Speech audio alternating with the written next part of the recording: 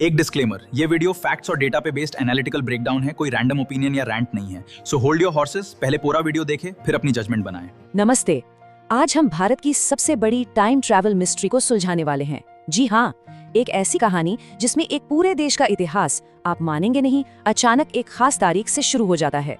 तो तैयार हो जाइए, क्योंकि हम इस टाइम मशीन के पुर्जे पुर्जे खोलकर देखने वाले हैं कि ये आखिर चलती कैसे है। चलिए सीधे मुद्दे पर आते हैं। आज का हमारा पूरा विश्लेषण इसी एक सवाल के इर्द गिर्द घूमेगा। क्या भारत का इतिहास वाकई 2014 में शुरू हुआ? सुनने में ये बड़ा अजीब लग सकता है, लेकिन एक बहुत ही जोरदार कहानी गढ़ी गई है जो हमें यही यकीन दिलाना चाहती है।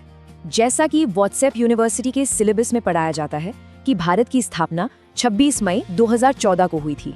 और उससे पहले था अंधकार युग। मतलब हम शायद पत्थरों से आग जला रहे थे और धुएं के सिग्नल से बातचीत करते थे। तो आज हम इसी कहानी की परतें खोलेंगे और देखेंगे कि इस धुएं के पीछे आखिर आग है भी या नहीं। तो इस नैरेटिव के हिसाब से इतिहास पर एक तरह का रीसेट बटन दबा दिया गया। ये कुछ ऐसा ही है जैसे कोई कहे कि मार्वल सिनेमैटिक यूनिवर्स की शुरुआत सीधे एंड गेम से हुई थी और उससे पहले की जितनी भी फिल्में थीं वो सब बस पुराने टीवी का स्टैटिक थीं।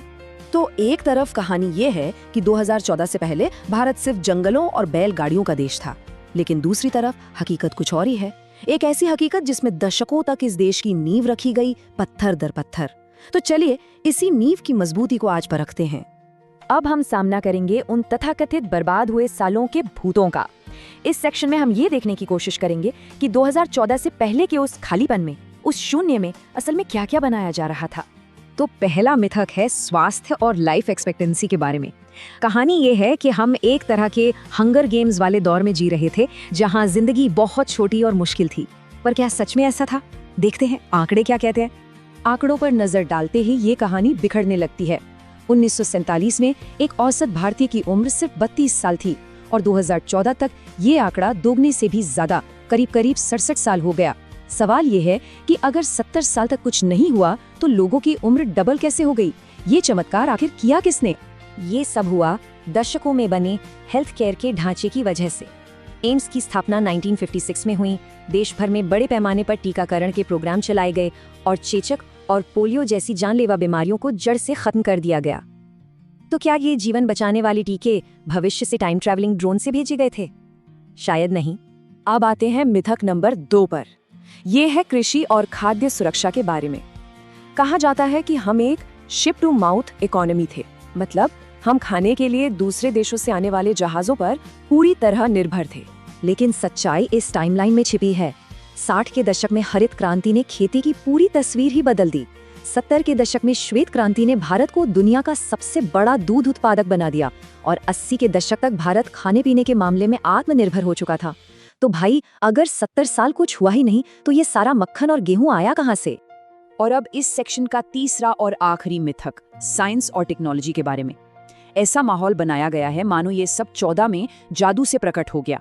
अगर सारा विकास 2014 में ही शुरू हुआ तो फिर 1951 में पहला IIT कैसे खुल गया?